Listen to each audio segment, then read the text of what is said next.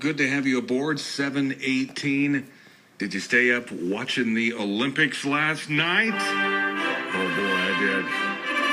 Love track and field. What a night it was. A world record. As the planet's fastest man, Usain Bolt, did it again in the 100 meters. There's the start, and Gatlin is away well.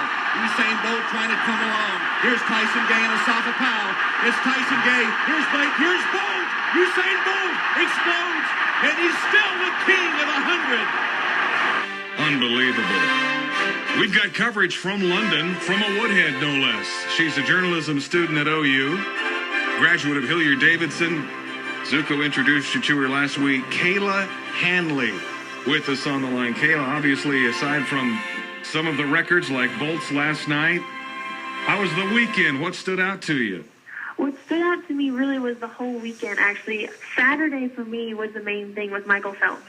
Seeing that he won another gold, so he has 22 medals and 18.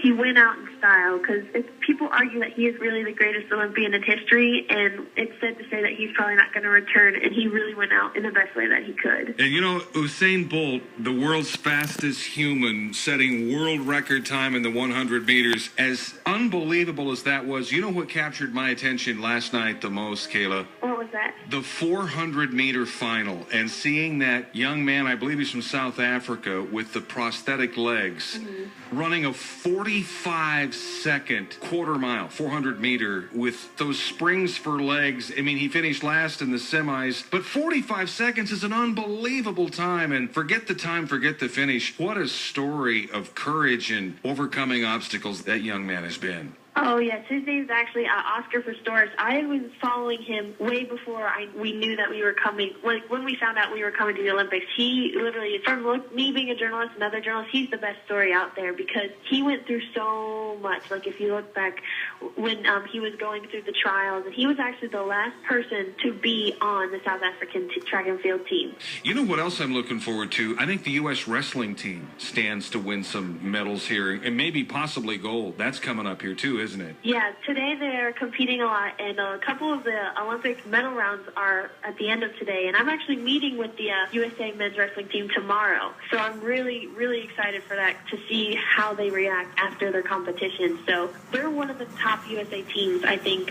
Not many people think of wrestling, but they are really the strongest ones out of all the teams. Kayla, tell us something that we wouldn't see through the lens of the NBC television cameras. Something happening either at a venue or maybe in the city of London you've experienced. Leave us this morning with a little bit of a sidebar type of story, some background or something. Well, a sidebar for me is seeing people's reactions in London alone. Like, when you guys are watching it from home, you're seeing it on NBC through the TV, and you occasionally see reactions from the crowd, but it is the best to see every country cheering for not their home team. Because, for example, at men's gymnastics, I know this happened last week, Great Britain won bronze, and that was the first time in 100 years that they placed in a medal round. And there were people from Ukraine, USA even, cheering for Great Britain. And you see the support of each nation. I never thought I would think that when you watch the sports from back home about the support that they have. You always think each person roots for their home team and that's it. But really, people come together at the Olympics, and it's really amazing. That's really amazing to what I've seen here. Great job, kid. Kayla Hanley, Hilliard-Davidson grad, OU journalism student, live from London. She'll be joining us again tomorrow morning.